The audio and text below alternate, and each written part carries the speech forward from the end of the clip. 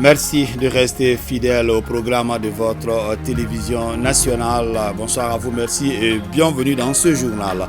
La Confédération des Touaregs Iwilimiden et alliés soutiennent et adhèrent au mouvement de l'inclusivité et de soutien aux autorités de la transition pour la mise en œuvre de l'accord d'Alger. Ce mouvement de la société civile vient de faire une déclaration dans ce sens.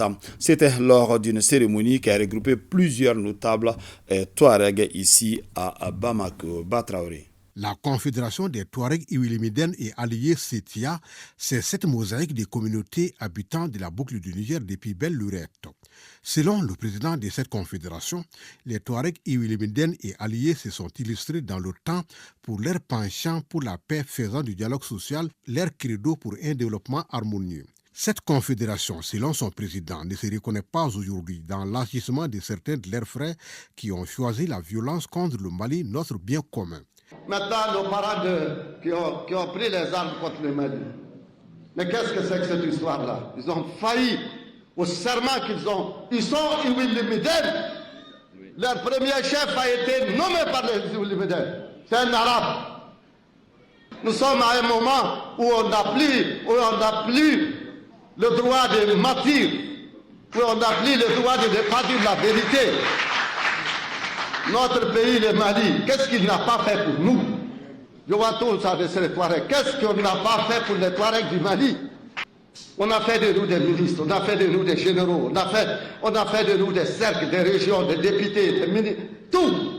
On nous a donné de l'argent, on nous a donné les moyens, on nous a tout donné. Malheureusement,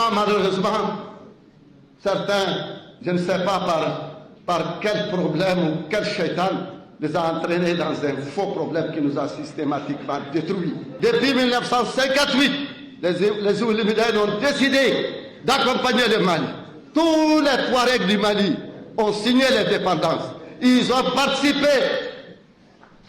à l'unité du Mali et à l'existence du Mali d'aujourd'hui. Comment se fait-il que les petits-enfants acceptent de vouloir détruire ce beau pays-là? C'est donc par une déclaration commune que la CETIA, ce mouvement de la société civile, réaffirme son adhésion au mouvement de l'inclusivité et de soutien aux autorités de la transition. La CETIA réaffirme son soutien indéfectible aux autorités de la transition et au Mali un et indivisible. Maintient son engagement à ne ménager aucun effort pour que les Maliens en général et la Confédération des Touaregs Iwilimiden et alliés en particulier puissent bénéficier des dividendes de la paix et de l'accord d'Alger. Décide de soutenir et d'adhérer au mouvement de l'inclusivité. Bravo. Appelle toutes les communautés membres et alliés de la Confédération des Touaregs Iwilimiden et alliés et les combattants à rejoindre sans délai le processus de paix sous la conduite du gouvernement représenté par le ministre de la Réconciliation chargé de la mise en œuvre de l'accord pour la paix et la réconciliation au Mali issu du processus d'Alger à travers les mouvements de l'inclusivité. Réaffirme sa solidarité avec tous les mouvements républicains engagés pour la paix. Réaffirme son attachement à la souveraineté, à l'intégrité et à l'indépendance du Mali. La Confédération des Touaregs Iwilimiden et alliés lance ainsi un message fort pour la paix, dira le président du mouvement de l'inclusivité et de soutien aux autorités de la transition pour la mise en œuvre de l'accord d'Alger. Nous sommes dans un processus de construction de la paix et de récupération de l'intégrité de notre territoire national entre les mains de plusieurs agendas. C'est pourquoi aujourd'hui il appartient à chaque communauté, à chaque acteur, de marquer son engagement clair, sa démarcation totale et claire avec tout ce qui peut nuire à notre nation. Beaucoup de gens sont silencieux. Certainement, ils n'ont pas compris qu'ils ont un devoir vis-à-vis de la nation.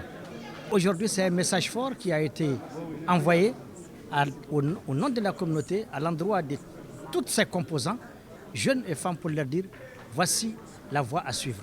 C'est la voie de la paix, c'est la voie de la réconciliation, c'est la voie du Mali courant. La remise d'un tableau et d'une copie de la déclaration de soutien et d'adhésion au président du mouvement de l'inclusivité pour le ministre en charge de la réconciliation, c'est là toute la preuve de la reconnaissance des dites communautés à l'endroit de la transition. Signature hier à Ouagadougou d'une convention de partenariat entre la radiodiffusion-télévision du Burkina Faso RTB, l'Office de radiodiffusion-télévision du Niger et l'ERTM. Les trois médias publics décident ainsi de mutualiser leurs efforts en vue de soutenir les autorités de leur pays et de promouvoir les expressions culturelles et à travers des productions et programmes communs. La cérémonie de signature qui s'inscrit dans le cadre de la célébration des 60 ans de la télévision burkinabé s'est déroulé à la direction de la RTB. Les commentaires de Boubacar Bablin Touré. À l'image de l'Alliance des États du Sahel, les télévisions publiques du Burkina Faso, du Niger et du Mali décident aussi de mutualiser leurs compétences et leurs ressources à travers une convention de partenariat signée par les patrons de la RTB et de l'ORTM. Le document sera paraphé dans les brefs délais par le directeur général de la télévision du Niger qui n'a pas pu effectuer le déplacement de Ouagadougou.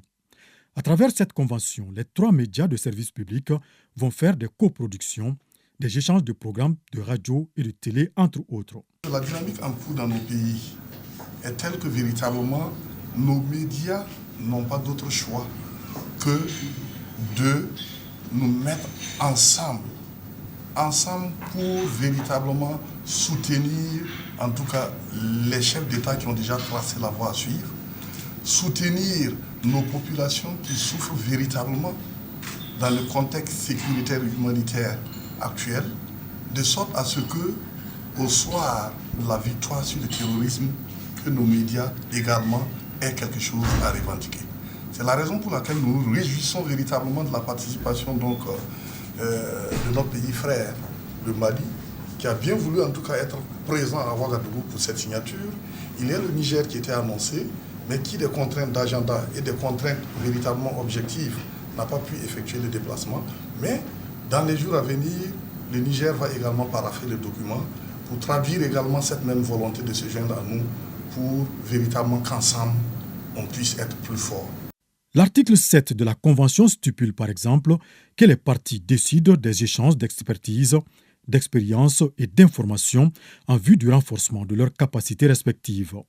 Une autre aubaine pour la radio et télévision du Mali, ORTM, qui a déjà noué des partenariats de ce genre avec la RTI de Côte d'Ivoire et Russia Today de Russie. Donc il est important de mutualiser nos efforts. Nous avons décidé de briser les chaînes, de prendre notre destin en main. Et il est important qu'à l'image de ce que nos chefs d'État ont mis en place, notamment l'Alliance des États du Sahel, il est important pour nous donc de mutualiser les efforts pour aller vers une communication commune. Aujourd'hui, nous sommes en guerre, la guerre sur le terrain, mais aussi nous sommes en guerre de la communication. Donc il est important vraiment d'aller ensemble, mettre en la main pour justement relever le défi. Le défi il est très important pour nous. Aujourd'hui, on est obligé de mutualiser nos efforts pour avoir une production commune, faire des productions ensemble, des coproductions, échanger des programmes, échanger également des partenariats dans le domaine de partage d'informations, de partage d'expériences. Je pense que c'est très important pour nous. Aujourd'hui, le Burkina Faso a une grande expérience dans le domaine du cinéma, des feuilletons. Pourquoi l'ORTM n'en bénéficierait pas? Je pense que c'est aussi ça l'importance justement de ce partenariat. De toute façon, nous allons faire en sorte que déjà, dans les jours à venir, que tout ce que nous avons comme génie, nous mettons ensemble pour sortir quelque chose de potable pour le bien de nos populations. C'est le plus important. Juste après la signature de la Convention, les responsables de la RTB et de l'ORTM ont eu une séance de travail sur la mise en œuvre du contenu de la Convention. Un plan d'action assorti d'un chronogramme sera bientôt adopté par les différentes parties. Il faut souligner qu'auparavant, la délégation malienne avait été reçue par le ministre burkinabé en charge de la communication qui a vivement salué cette belle initiative tripartite. Move Africa Malitel, fidèle à sa tradition, a procédé ce vendredi à la remise d'une importante quantité de vivres et de non-vivres. La valeur du don est estimée à 30 millions de francs CFA. Cet acte vient en appui aux efforts du gouvernement dans le cadre du renforcement de la chaîne de solidarité autour des personnes vulnérables. Aliou Abdoulaye Touré. les actions comptent plus que les mots. Avec un sourire, Moribo Kamara, handicapé physique, reçoit une moto pour ainsi faciliter sa mobilité. Par ce geste de solidarité, Move Africa Malitel entend ainsi jouer sa partition pour davantage magnifier le mois de la solidarité, mois du partage et d'entraide. Il y a des kits scolaires à nos enfants, des équipements pour 2 centres de santé communautaires, d'appareils auditifs, d'ordinateurs pour équiper 2 salles informatiques avec une connexion Internet très haut débit gratuitement. Le coût global du don est estimé à 100 millions de francs CFA. Le premier responsable de Move Africa Malitel est convaincu que ces gestes donneront le sourire aux patients, de l'enthousiasme aux enfants qui rêvent d'aller à l'école, de l'espoir aux familles abandonnées dans la précarité. Le message du porte-parole des bénéficiaires se résume en un seul mot. Merci encore. Chaque année, vos dons ont contribué à faire un soutien, à amener des sourires sur nos visages, aussi bien les enfants que leurs encadreurs. Le ministre de la Communication a tenu un message qui résume la portée de la cérémonie. En plus des grands services qu'elle rend au peuple frère du Maroc et au peuple du Mali lui-même, est en train de travailler, comme on dit souvent, lorsque vous transpirez sous la pluie, on ne le sait pas. Aujourd'hui, Move Africa nous amène sur ce terrain de réduction des souffrances des populations. Je ne peux que les saluer, les féliciter, les encourager. Ces gestes de l'entreprise Move Africa Malitel démontrent que la solidarité est une valeur universelle. L'association professionnelle des banques et établissements financiers du Mali a également remis ce vendredi un important lot de matériel didactique aux écoles second cycle de Dar Salam et de Dravela Boulibana. L'objectif est de permettre aux enfants d'étudier dans de meilleures conditions. Suleiman Sidibé. C'est une tradition bien respectée par l'association professionnelle des banques et établissements financiers du Mali. De sa création à nos jours, chaque année, elle fait un geste humanitaire à l'endroit des couches vulnérables ou à des écoles. Et ce sont les second cycles de Dar Salam et de Dravela qui sont les heureux bénéficiaires de l'année 2020. L'APBF, à un moment donné, on leur a demandé une aide. Et par la suite, ils sont venus, nous avons fait l'état des lieux. Et je pense que ce geste nous va droit au cœur parce que ça va beaucoup aider les enfants. Et surtout avec l'octroi des livres. Et c'est sûr, on avait vraiment besoin de ça. Le geste s'appelle responsabilité sociétale de l'entreprise et intervient dans la foulée du mois d'octobre, celui de la solidarité. Et nous avons choisi ces 2 premières écoles, l'école de Dar Salam et l'école de Dravela. Donc vraiment l'objectif de cet après-midi, c'est de faire des dons pour renforcer les capacités de l'école. Que ce soit des dons, le matériel pour leur permettre d'étudier. On a donné des imprimantes, nous avons donné des ordinateurs. Nous avons donné également des équipements, notamment comme des tables-bancs, des ventilateurs. Nous savons que l'État fournit beaucoup d'efforts, mais nous estimons que ces efforts-là, il faut que nous également, en tant que société, on puisse appuyer l'État. Donc c'est dans ce cadre-là que nous avons fait ces dons à ces 2 écoles cette année. Les équipements ainsi remis ont coûté 10 millions de francs CFA à l'APBF. Au dire de sa présidente, d'autres initiatives vont suivre. Les nouvelles de notre outil de défense au front, les femmes en offensive ont mené ce dimanche des frappes sur les positions ennemies. Dans ces opérations spéciales, une frappe a ciblé un pick-up bien camouflé chargé d'une quantité importante de munitions dans une forêt au sud-est de Thessalite. Unis, nous vaincrons.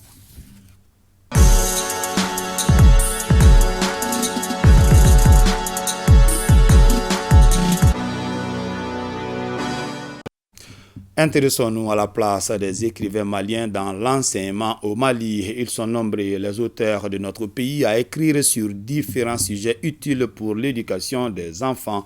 Qu'en est-il de la prise en compte de leurs ouvrages dans les différents programmes scolaires? Des éléments de réponse avec notre équipe de reportage dirigée par Mariam Koné. Un livre à retrouver désormais dans vos kiosques. À l'image de cette parution, de nombreux livres d'auteurs maliens sont édités régulièrement. Le pays compte une centaine de maisons d'édition et 300 auteurs actifs. Malgré ce tableau assez représentatif, les productions littéraires maliennes sont peu utilisées dans les programmes scolaires. Le lièvre et la perdrix. Ce texte est divisible en 3 parties. Chaque professeur est libre vraiment au sujet de l'illustration d'un thème, alors de choisir l'écrivain ou bien l'œuvre de son choix, qui lui permet quand même d'illustrer, c'est-à-dire la leçon enseignée. Le programme malien est un programme trop ouvert. Ça a ses avantages, ça a aussi ses inconvénients. L'avantage d'avoir un programme ouvert, c'est de connaître les autres. Les enfants maliens connaissent beaucoup plus les auteurs étrangers que les auteurs nationaux. Il y a une forme de préférence nationale qu'il faut faire dans l'éducation. Dans le programme officiel, on a cité certains auteurs, c'est-à-dire dans les ouvrages desquels on peut exploiter ces différents thèmes. Ces titres cités dans le programme officiel le sont simplement à titre indicatif. Et le maître a le loisir ou le professeur de faire recours à n'importe quel document, quel livre qui peut permettre d'enseigner le thème en question. Plusieurs thématiques d'actualité comme l'immigration, l'insécurité, la corruption, la liste est longue, sont traitées aujourd'hui par les écrivains maliens. Ce sont nos auteurs qui abordent ces sujets qui doivent être au cœur de notre système éducatif. Mais le problème, c'est que les programmes que nous avons d'éducation, sont des programmes qui datent de plusieurs années, plusieurs décennies. Et très souvent, les programmes ne sont pas renouvelés, ne sont pas mis à jour. Et ce qui fait que ce sont toujours les mêmes auteurs que nous avons connus étant élèves et étudiants, que nos enfants connaissent aujourd'hui. Aujourd'hui, tant que nous révisions un peu ces programmes que nous avons, puisqu'il y a des thématiques nouvelles aujourd'hui que ces auteurs n'ont pas abordées. Les thèmes, c'est des thèmes d'actualité, effectivement, qui sont pris en charge par le programme officiel. Parce que la loi d'orientation nous instruit de former un type d'homme. Un type d'homme ancré dans sa culture, démocrate, ancré dans sa culture et ouvert au progrès scientifique et technologique. Donc, tout document qui nous permette d'illustrer la formation de ce type d'homme, on lui fera recours. La production littéraire est assurée, mais le défi à relever aujourd'hui est celui de l'enseignement de ces ouvrages. Nous nous sommes rendus compte qu'en nous posant la question pour qui nous écrivons finalement, pour qui nous publions les livres, il y a un programme qui est là, on ne dit pas de sortir du programme tout le monde, on dit de donner la grande part aux auteurs nationaux. Aujourd'hui, où on est dans un monde concurrentiel, où chacun tire la couverture vers soi, on ne peut pas se permettre de donner le luxe de mettre l'accent beaucoup plus sur les autres que sur nous-mêmes. Il existe au Mali une politique nationale de manuels scolaires actuellement en relecture. Cela devrait aider les auteurs maliens à tirer leur épingle du jeu. Cette politique a libéralisé la chaîne éditoriale. C'est-à-dire que c'est les écrivains qui produisent. Alors, quand ils produisent, ils les éditent à travers un éditeur, une maison d'édition. Et la maison d'édition maintenant saisit le service technique qui est l'éducation. Aujourd'hui, c'est la Direction nationale de la pédagogie. Donc, on étudie le document produit et transmis par les maisons d'édition et on observe ou constate sa conformité au contenu de nos apprentissages. Je pense que le grand défi du Mali, c'est que les enfants n'ont pas accès aux livres. Accès de deux manières. L'accès physique d'abord aux livres est un problème et l'accès aux livres en termes de prix est le second problème. Donc si, avec la politique nationale du livre qui est en construction depuis plus d'une année, on arrivait à prendre ces volets en charge, faire en sorte que les acteurs de la chaîne du livre soient suffisamment soutenus pour qu'on puisse faire des livres à moindre coût et qu'on puisse les avoir partout au Mali. Depuis un certain temps, le département de l'éducation a entrepris de revoir ce document qui est mis en œuvre depuis 2004, d'en faire la relecture et justement de constater ce qui a lieu de changer alors pour un meilleur épanouissement de notre système éducatif. Et si nous ne mettons pas l'accent sur l'éducation, et l'éducation passe forcément par la lecture, parce qu'aujourd'hui, de plus en plus, on constate que ceux qui sortent de l'école peinent à lire, ils ne peuvent même pas lire une page. C'est cet héritage que nous voulons laisser à nos enfants. Moi, je dis non. Je pense que ce n'est pas ce que nous souhaitons. Donc, il est grand temps que les politiques que nous adoptons, que nous les mettons en pratique afin que notre pays redevienne ce qu'il était. Véritable instrument de souveraineté, l'enseignement des contenus locaux permet de renforcer le patriotisme chez les élèves, futurs responsables du pays. Les prochains États généraux sur l'enseignement prendront certainement en compte les œuvres des auteurs maliens dans le système éducatif. Comment réussir un avenir urbain durable pour tous? La question demeure une préoccupation publique. Notre équipe de reportage conduite par notre reporter Boubacar Kanouté est allée à la rencontre du directeur national de l'urbanisme et a également donné la parole aux riverains qui n'ont pas caché leur mécontentement par rapport à certaines constructions anarchiques. Suivant. Comment réussir un avenir urbain durable pour tous? La problématique est posée, une question cruciale qui suscite une réflexion plus conséquente quand on sait que le développement durable suppose que les sociétés humaines doivent vivre et répondre à leurs besoins sans compromettre la capacité des générations futures à répondre à leurs propres besoins. Il repose sur certains piliers dont le développement social, l'économie et l'environnement. Les défis d'un environnement durable sont nombreux et complexes. Le cas du Mali interpelle plus d'un, avec des constructions anarchiques qui sont monnaie courante dans notre pays. De façon générale, quand on parle de l'urbanisme, c'est une amélioration du cadre de vie dans une agglomération. Et pour garantir un avenir durable, cette situation passe par le relèvement de plusieurs défis, notamment environnementaux et socio-économiques. Et donc, il faut garantir ces différents défis pour pouvoir assurer un cadre de vie urbain confortable pour tout le monde. Et pour cela, il faut nécessairement passer par des étapes clés. Et là, on peut citer entre autres les outils de planification. À cela s'ajoutent les constructions. Il y a la mobilité urbaine qu'il faut gérer. Il y a la gestion des déchets. Il y a l'énergie qu'il faut garantir également. Il y a la création des espaces verts. Il faut accorder également un logement abordable à tous. Avant toute construction, il y a un préalable pour éviter toute situation qui peut troubler la quiétude des concitoyens, déclare le patron de l'urbanisme. Sa structure a pour mission principale d'améliorer le cadre de vie des habitants de la ville tout en élaborant une politique plus conséquente. Avant de procéder à une construction, il faut au préalable avoir un permis de construire. Et le permis de construire est accordé lorsque la parcelle est issue d'un lotissement approuvé. C'est-à-dire un lotissement qui est reconnu par l'État, par les services techniques. Et c'est lorsque ce lotissement est effectué dans les règles de l'art et que vous bénéficiez d'une parcelle, c'est là où vous faites une demande d'autorisation de construire à travers un bureau d'ingénierie, un bureau d'architecture qui constitue le dossier et ça suit le circuit normal.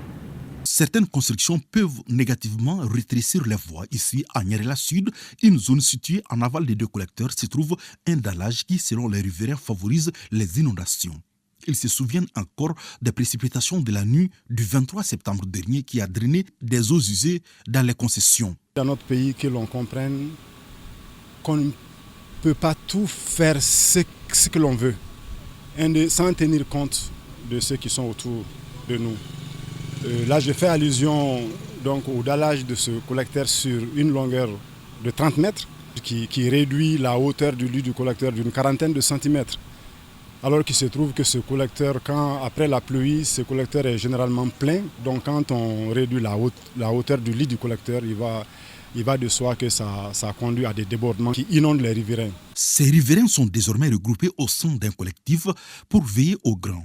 Ils demandent l'accompagnement des autorités compétentes pour éviter de nouvelles inondations. Le Mali est rentré de plein pied dans les réformes qui touchent tous les secteurs. Une urbanisation canalisée est le gage d'un développement durable et harmonieux, martèle le directeur national de l'urbanisme. Promotion de la femme. La rédaction fait un focus là-dessus avec un volet primordial, l'autonomisation de la femme. Le Mali a mis en place des politiques pour favoriser cette autonomisation. Le département de la promotion de la femme est chargé de la mise en œuvre de ces politiques à travers divers programmes. Dans ce cadre, les femmes rurales de Ouelessebougou ont reçu de l'aide en plus du centre multifonctionnel qui leur a été donné grâce à l'appui des partenaires. L'intérêt de l'autonomisation de la femme, un grand format signé Sira Batili. La marche vers l'autonomisation des femmes, clé du développement social. Il s'agit d'investir dans des politiques et des systèmes de protection sociale pour permettre aux femmes d'accéder au marché du travail officiel et au secteur informel afin de leur permettre de s'épanouir.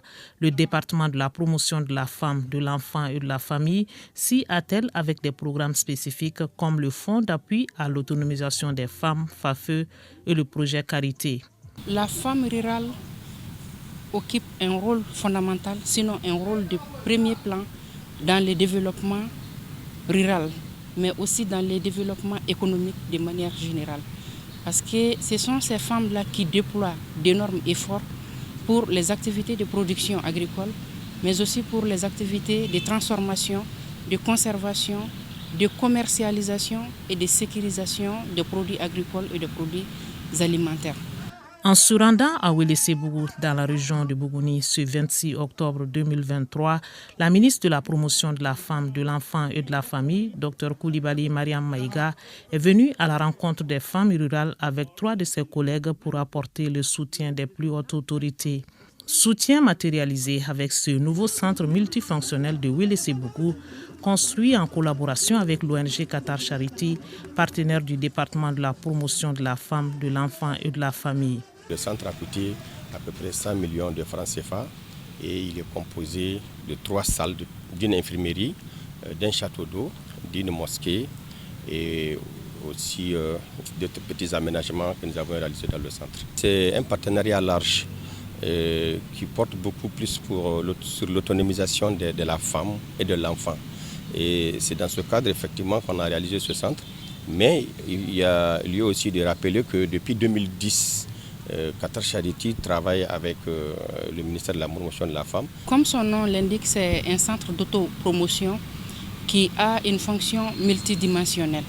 C'est-à-dire qu'il doit permettre aux femmes rurales de Ouelessebougou de mener plusieurs activités telles que des activités en coupe-couture, des activités en henné, des activités en teinture, des activités en maraîchage, des activités de transformation de produits agricoles et bien d'autres.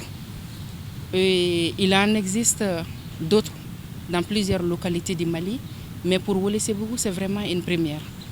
Le centre a été équipé par le projet d'appui à l'autonomisation des femmes et dividendes démographiques au Sahel, Suède. La raison d'être du Suède aussi est d'accompagner les femmes à leur autonomisation. C'est un élément fondamental de notre mission. Et tout ce qui touche à des actions qui entrent dans ce cadre-là nous concerne. Et particulièrement lorsqu'il s'agit de centres multifonctionnels qui sont des cadres bien indiqués pour former les femmes, nous y sommes. Et dans le cas particulier, il s'agit d'un centre qui va aider à la promotion de l'autonomisation économique des femmes et à bien d'autres aspects. Donc pour nous, le cadre était indiqué pour cet appui. À Ouelessebougou, l'accent a été mis sur la labellisation des produits agricoles et l'accès au crédit agricole pour les femmes. Pour les encourager dans leurs activités, 11 femmes battantes rurales ont reçu des attestations. Et pour développer leurs activités, le ministère de la Promotion de la Femme, avec l'aide de ses partenaires, a offert des équipements aux groupements de femmes. moulins, tricycles, du matériel pour le maraîchage. Le message que j'ai à l'endroit des femmes rurales, c'est de leur dire de se constituer en association, mais aussi de se formaliser.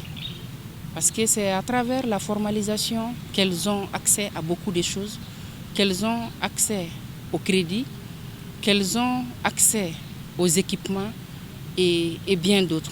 Les stratégies d'autonomisation aident les femmes à augmenter leur pouvoir de négociation, à avoir davantage confiance en elles-mêmes et à accroître leur autonomie en matière de prise de décision.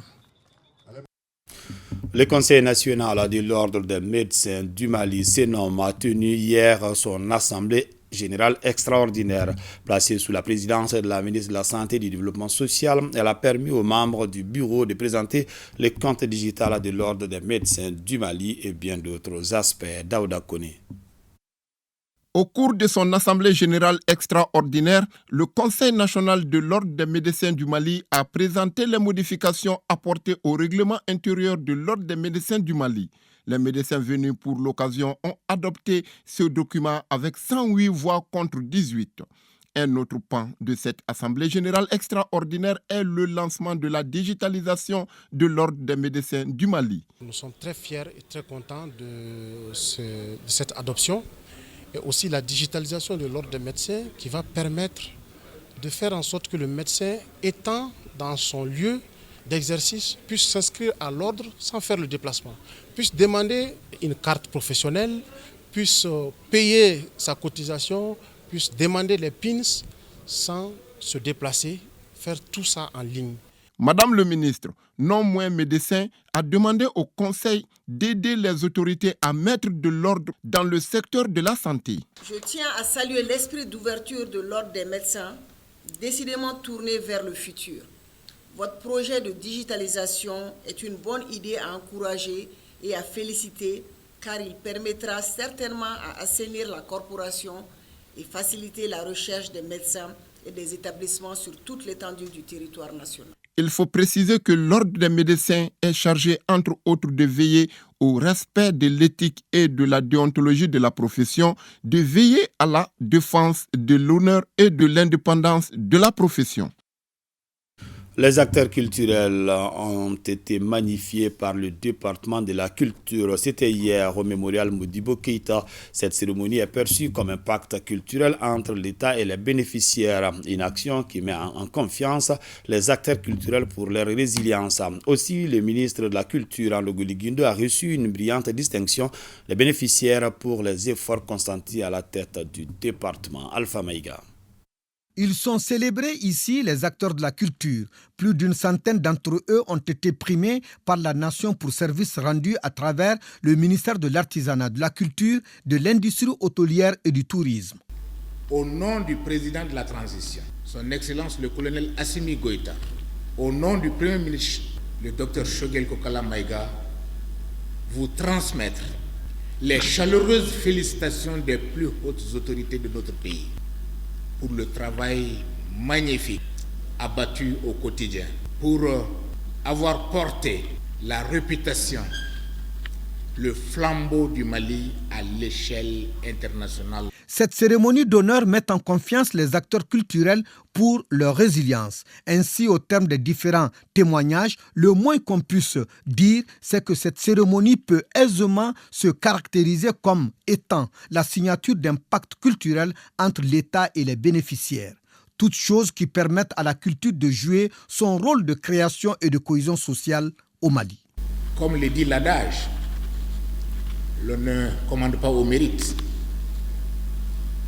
Vous avez travaillé dans un esprit de créativité saine, sans attendre quelque reconnaissance ou quelque récompense que ce soit.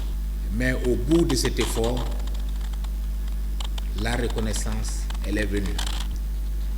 Je voudrais renouveler l'engagement du gouvernement à soutenir et à accompagner constamment la créativité dans notre pays, pour que vous continuiez à enrichir le patrimoine culturel national. Autre temps fort de la cérémonie, le ministre de la Culture, Andogoli Guindo, distingué par les bénéficiaires, comme pour signifier qu'il aura démontré le sens de son prénom, Andogoli, en langue vernaculaire, qui veut dire littéralement en Dogon, il y a encore des hommes. Fin de la première session de la Cour d'assises et la Cour d'assises des mineurs de Mopti. Les 30 affaires inscrites au rôle ont toutes été jugées. Des affaires qui concernent des cas d'assassinat, de viols en bande, de pédophilie ou encore de coups mortels. Les précisions avec nos correspondants à Mopti, Bemba Sibi et Suleiman Tebsouke. La première session 2023 de la Cour d'assises et la Cour d'assises des mineurs de Mopti se termine sur une bonne note. Les 30 affaires inscrites au rôle ont toutes été expédiées. Les juges ont prononcé une peine de mort, 20 peines d'emprisonnement, 3 jugements par contumace et 3 acquittements. Si on analyse ces décisions, nous estimons à justice que ces décisions sont acceptables à la hauteur des crimes commis. Dans son réquisitoire, le procureur général près la Cour d'appel de Mopti a souligné sa satisfaction pour la réussite de ces assises. Monsieur le Président, sans hésiter, ceux qui devraient être reconnus coupables, vous les avez déclarés coupables et les sanctions ont suivi. Monsieur le Président, ce qui paraissait au début une illusion, c'est entièrement réalisé. Et en 2 mois, ce n'était pas un pari gagné. Qui connaît l'organisation d'une cour d'assises? Le procureur général de poursuivre sur l'inquiétude que pose la nature des crimes, à savoir le viol en bande, le meurtre, l'assassinat, entre autres, qui restent préoccupants. Il note que la culture de la violence est en train de prendre le pas, mais les sentences prononcées sont de nature à prévenir ces formes de crimes. Le premier motif de satisfaction est l'organisation et la réussite de la présente session. Le deuxième motif de satisfaction est le résultat technique obtenu à la fin de cette session. Le président de la Cour d'assises de Mopti d'appeler à maintenir ce cap ensemble, ce qui permet d'avoir une célérité dans la distribution de la justice, ce qui est conforme à l'esprit du nouveau code pénal qui prévoit la mise en place de chambres d'accusation en lieu et place des cours d'assises périodiques. Le pèlerinage national catholique de cette année se tiendra le 18 et 19 novembre 2023 à Kita. Selon le curé de la paroisse, l'édition de cette année est placée sous le thème « Mali des croyants reste un peuple, un but ». Une fois déjà les préparatifs ont commencé. Mahamadi Alioubari. Cette visite de la délégation du ministère des Affaires religieuses, du culte et des coutumes dans la capitale de l'Arachide s'inscrit dans le cadre des préparatifs des activités du 52e pèlerinage chrétien catholique à Kita. L'objectif de cette grande messe religieuse de Kita est de faire des prières pour rendre grâce à Dieu et solliciter sa clémence pour le retour définitif de la paix et de la cohésion sociale. À la date d'aujourd'hui, nous pouvons dire que nous avons quand même réalisé jusqu'à 70% des travaux qui consistent à préparer l'accueil des pèlerins 2023. Il y a le nettoyage du site autour de l'église, les cités des pèlerins, il y a aussi la colline mariale. À la date d'aujourd'hui, vraiment, Dieu merci, nous sommes beaucoup en avance. Le pèlerinage national catholique de Kita remonte à des temps immémoriaux. Nous sommes alors disposés à soutenir ce rendez-vous religieux des chrétiens. Nous ferons cela aujourd'hui, demain et toujours. De l'église catholique en passant par le cimetière des Pères Blancs, la maison de sœurs, le lieu d'hébergement de pèlerins et la colline Sainte-Marielle, tout est fin prêt pour le bon déroulement du pèlerinage chrétien 2023. Kita est entièrement prête pour l'accueillir tous les pèlerins à l'intérieur du Mali et à l'extérieur du Mali. À la fin de la tournée de cette mission de constatation, les résultats sont meilleurs même que ceux de l'année dernière à la même période, ce qui nous satisfait.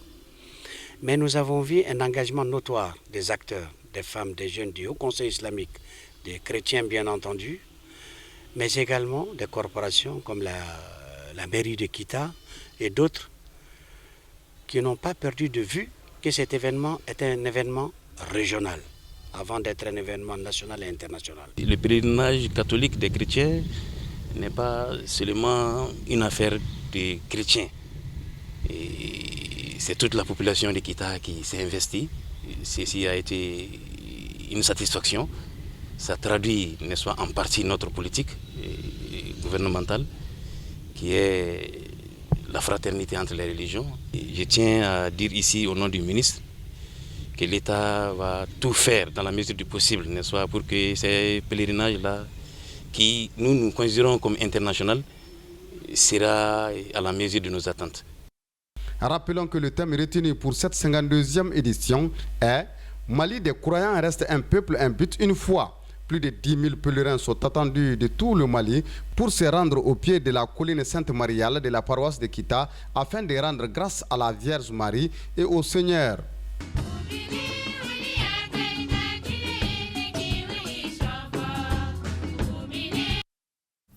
Ce communiqué, le président du Haut Conseil des collectivités convie l'ensemble des conseillers nationaux à prendre part à la deuxième session ordinaire au titre de l'année 2023 de l'institution qui se tiendra du 6 novembre au 5 décembre à son siège ici à Bamako. La cérémonie d'ouverture de cette session est prévue ce lundi 6 novembre à partir de 16h. Le président du Haut Conseil des collectivités sait pouvoir compter sur la présence effective de tous.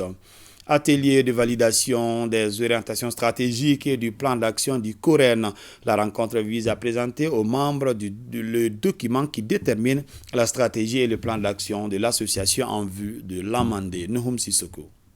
Promouvoir la solidarité, l'entente et la coexistence pacifique entre les ressortissants de Mopti, Tombouctou, Gao, Kidal, Douanza, Banyagara, Taoudeni et Menaka, ainsi que le développement de ces régions. C'est à cela que s'attelle le COREN, collectif des ressortissants du nord du Mali. Dans cette dynamique, une équipe composée de personnes ressources et de ressortissants de ces localités a travaillé sur un projet intitulé « Note conceptuelle sur les orientations stratégiques et le plan d'action du COREN ». Le document issu de cette étude est soumis à l'examen des membres de l'association pour son amendement et sa validation. Au cours de cette journée de travail, vous seront présentés les objectifs, les résultats et les activités du plan d'action. L'on procédera à la distribution de la parole aux participants afin qu'ils apportent leurs meilleures observations et contributions positives, lesquelles seront enregistrées par le rapporteur général de l'atelier.